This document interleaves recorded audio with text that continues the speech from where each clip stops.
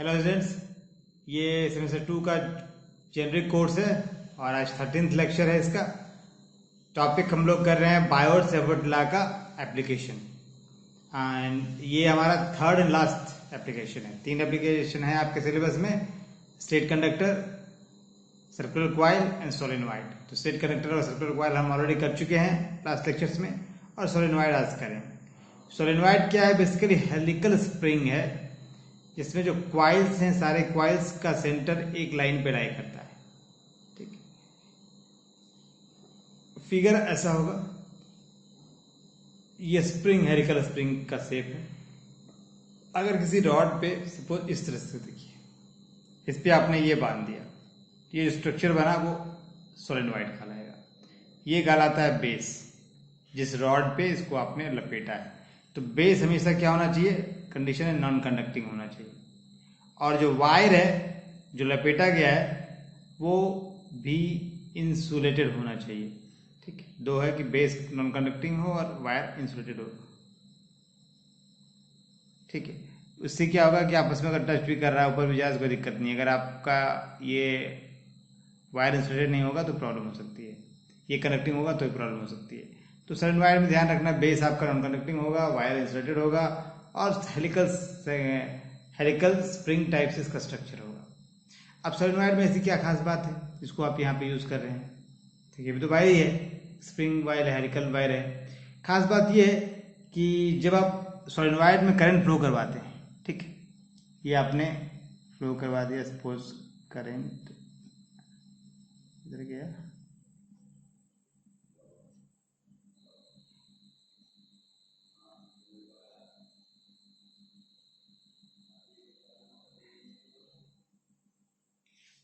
या ऐसे दोनों में से कोई रख दिया। तो करंट अगर आप फ्लो, तो इसकी प्रॉपर्टी सोलेनॉइड की क्या है? जब ये बिहेव करता है, अगर current carrying solenoid behaves like a magnet. एक सोलेनॉइड में अगर करंट फ्लो कर रहा है तो मैग्नेट की तरह बिहेव करेगा। वो कैसे पता चलेगा भाई? पता करने के लिए एक सोलेनॉइड को आप में करंट सप्लाई कीजिए और उसे फ्रीली सस्पेंड कर दीजिए, फ्री लटका दीजिए कहीं से। तो क्या होगा? वो अपने आप को नॉर्थ साउथ डायरेक्शन में ओरिएंट कर लेगा। When a current carrying solenoid is suspended freely, it rests in north south direction. ठीक, मैग्नेट की प्रॉपर्टी है, मैग्नेट को भी आप फ्रीली सस्पेंड करते हैं तो नॉर्थ साउथ डायरेक्शन में ओरिएंट कर लेता है अपने आप को। सेकेंड है, अगर जो आपने करंट फ्लो करवाया है सोलेनॉइड में, जिस सेल से, जिस बैटरी से करवाया, उसकी पोलैरिटी चेंज कर दे, पॉजिटिव को नेगेटिव, नेगेटिव को पॉजिटिव कर दे, तो आपका जो ओरिएंटेशन है सोलेनॉइड का वो रिवर्स हो जाएगा, 180 के फेज से चेंज कर जाएगा। मतलब जो नॉर्थ साइड में था वो साउथ में चला जाएगा, जो साउथ है तो नॉर्थ में हो जाएगा। क्या? If the polarity of the battery is reverse then freely suspended solenoid turns by 180 degree. तो इसका मतलब क्या हुआ कि ये आपका डिपेंड करता है किस डायरेक्शन से करंट फ्लो कर रहा है। ठीक है, तो ये कंप्लीटली बिहेवियर आपका मैग्नेट की तरह है, इसलिए कहते हैं कि current carrying solenoid behaves like a magnet. ठीक, अब ये ढेर सारे इसमें टर्न्स हैं। मान लीजिए कि total number of turns solenoid में है वो कैपिटल N और सोलेनॉइड का लेंथ L है। तुम्हारा जो number of turns per unit length हो गया उसको स्मॉल n ले रहे हैं। Small n is the number of turns per unit length, capital N is the total number of turns in solenoid. अब देखिए सोलेनॉइड अपने क्या बताया कि ये है इस पे स्प्रिंग जैसा, ये हमने लपेट दिया। ठीक, अब इसका अगर क्रॉस सेक्शनल व्यू लेते हैं 2 डायमेंशन, बीच से इसको काट दें, बीच से, ये बीच से इसको हम काट दें ऐसे। ठीक, बीच से काट दें। अब जब हमने वायर ऐसे लपेटा था, ठीक, तो करंट अगर मान इधर फ्लो कर रहा है इससे, मतलब इधर से जा रहा है, इधर से निकल रहा है, जा रहा है, निकल रहा है, जा रहा है, निकल रहा है, मतलब यहाँ वाला जो करंट है वो अंदर की ओर जाएगा। ठीक, अगर ऐसे जा रहा है तो, अगर हम रिवर्स में करें, करंट अगर ऐसे मान लीजिए, ऐसे हमने ले रखा है यहाँ पे फिगर में, ऐसे जा रहा है, तो इस पॉइंट पे जो है वो करंट ऊपर की ओर आ रहा है, मतलब बाहर पेज की बाहर साइड। इस पॉइंट पे करंट अंदर की ओर जा रहा है। तो जब आप क्रॉस सेक्शनल व्यूज को काटेंगे तो आपको क्या ऐसा फिगर आएगा? देखिए, करंट का डायरेक्शन हमने ये रखा है, ये ऊपर से ऐसे जा रहा है, तो यहाँ पे पॉइंट क्या, करंट निकल रहा है, ऐसे जा रहा है ना। तो यहाँ पे करंट निकल रहा है तो करंट पॉइंट बाहर की ओर कर रहा है तो उसको हम डॉट से दिखा रहे हैं, और जो करंट यहाँ अंदर की ओर जा रहा है तो क्रॉस से दिखा रहे हैं। आपको ये डॉट क्रॉस का सिंबल बताया था कि कब डॉट यूज़ करते हैं, कब क्रॉस यूज़ करते हैं डायरेक्शन दिखाने के लिए। तो ये डॉट का मतलब बाहर की ओर आ रहा है, परपेंडिकुलर आउटवर्ड, ये परपेंडिकुलर डाउनवर्ड हो गया इनसाइड द पेज। तो यहाँ पे हो गया। और इस जगह पे अगर आपको मैग्नेटिक फील्ड निकालना है इनसाइड द सॉलिनॉइड, तो सिंपल सा आप देखिए करंट यहाँ कैसे आएगा, यहाँ पे देखिए ऐसा होगा इस डायरेक्शन में। तो आपको राइट हैंड थंब रूल लगाई। राइट हैंड थंब रूल क्या कहता है, करंट के डायरेक्शन में थंब को रखिए और जो फिंगर को कर्ल कीजिए, जो फिंगर का डायरेक्शन होगा वही आपका मैग्नेटिक फील्ड का डायरेक्शन होगा। तो इस जगह पे देखिए मैं आपको दिखाता हूँ, ये करंट है, इधर मैंने रखा, फिंगर कर्ल किया, ऐसे था, देखिए कर्ल कीजिए इधर अंदर की ओर, देखिए अंदर की ओर जा रहा है, मतलब ये आपका मैग्नेटिक फील्ड इधर होगा, मैग्नेटिक फील्ड का डायरेक्शन ये होगा। ठीक है, तो ये हमारा हमने देख लिया सोलेनॉइड क्या है, सोलेनॉइड का क्रॉस सेक्शनल व्यू भी देख लिया, उसमें डायरेक्शन कैसे होता है वो भी देख लिया, एज ए मैग्नेट बिहेव करता है वो भी देख लिया। अब हमारा मेन पर्पस क्या है, सो देखिए ये आपका डायरेक्शन जो मैंने अभी बताया आपको, राइट हैंड थंब रूल यही है। राइट हैंड थंब रूल में क्या है, थंब को करंट की ओर रखिए तो कर्ल, अब फिंगर को कर्ल कीजिए तो जो कर्ल फिंगर है वही आपको मैग्नेटिक फील्ड का डायरेक्शन देगा, यानी करके दिखा दिया था। अब हमारा मेन टारगेट क्या है, मेन टारगेट हमारा क्या है, बायर सावर्ट लॉ का एप्लीकेशन। वो क्या कहता है, मैग्नेटिक फील्ड निकालना है सोलेनॉइड की वजह से, सोलेनॉइड करंट करेंगे सोलेनॉइड की वजह से किसी उसकी इनसाइड किसी पॉइंट पे मैग्नेटिक फील्ड निकालना है, ये हमारा प्रॉब्लम है। ठीक है, अब देखते हैं इसको कैसे सॉल्व करते हैं, क्या निकल के आता है हमारे सामने। Calculate magnetic field inside the solenoid along the axis of the solenoid. ये अब देखो सोलेनॉइड का क्रॉस सेक्शनल व्यू लिया है। अब क्रॉस सेक्शनल व्यू और करंट हमारा ऐसे फ्लो कर रहा है, इधर से जा रहा है, इधर से आ रहा है, इधर से जा रहा है, इधर से आ रहा है। तो ये ऊपर की ओर आ रहा है, ये अंदर की ओर जा रहा है, इसे डॉट हो गया, ये क्रॉस हो गया। अब मुझे सपोज इस P पॉइंट पे मैग्नेटिक फील्ड निकालना है, इस सोलेनॉइड की वजह से इस P पॉइंट पे अगर मैग्नेटिक फील्ड निकालना चाहते हैं, अब बायर सावर्ट लॉ यूज करेंगे। और बायर सावर्ट लॉ क्या कहता है, बायर सावर्ट लॉ कहता है कि किसी भी स्मॉल करंट करेंट एलिमेंट की वजह से आप किसी पॉइंट पे इलेक्ट्रिक मैग्नेटिक फील्ड निकाल सकते हैं। तो आप हमेशा एक स्मॉल, इसमें से इसको एक स्मॉल, इसका एक स्मॉल पार्ट ले लिया, सोलेनॉइड का एक स्मॉल पार्ट ले लिया जिसका विड्थ dx है। ठीक है, और इसकी वजह से इस पॉइंट P पे हम निकालेंगे मैग्नेटिक फील्ड, जो कि इस पॉइंट P पे थीटा एंगल बना रहा है। और फिर लिमिट ले लेंगे थीटा 1, एक एंड से एंगल बना रहा है थीटा 1, दूसरे एंड से थीटा 2, इन दोनों का लिमिट लेके इंटीग्रेट कर देंगे तो हमारे पास magnetic field due to total solenoid आ जाएगा इनसाइड। ठीक है, अब हमारा देखिए ये इसमें हमने क्या क्या कंसीडर कर रखा है, एल लेंथ है, L is the length of the solenoid, small n है जो number of turns per unit length, I जो है वो current flowing in one turn of solenoid, solenoid का एक रिंग सर्कुलर कॉइल है उसमें जो करंट फ्लो कर रहा है वो आई है। ठीक है, और मैग्नेटिक फील्ड का डायरेक्शन भी हमको दिखाई दिया था कि वो इस डायरेक्शन में होगा, पी बी प्राइम के डायरेक्शन में होगा, वही लिखा मैंने, पी प्राइम के डायरेक्शन में होगा।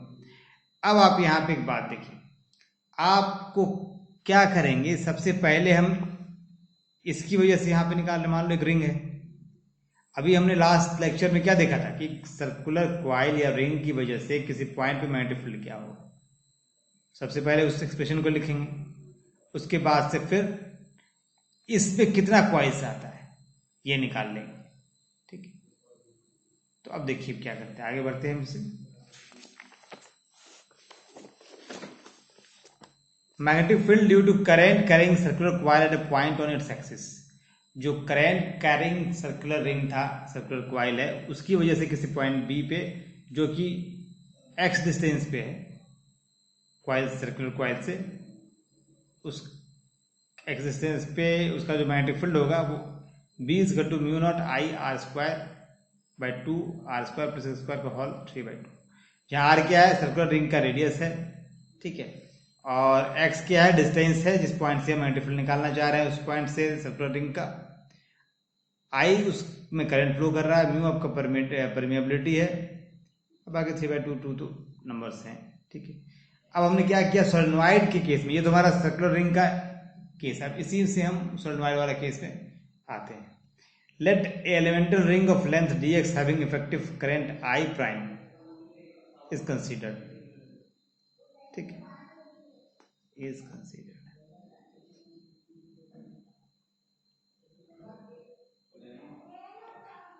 ये आई प्राइम जो dx लेंथ का हमने एलिमेंट लिया है उसमें आई प्राइम करंट हो जा रहा है। आपको पता है कि मैंने बताया था आई करंट एक सर्कुलर रिंग में जा रहा है।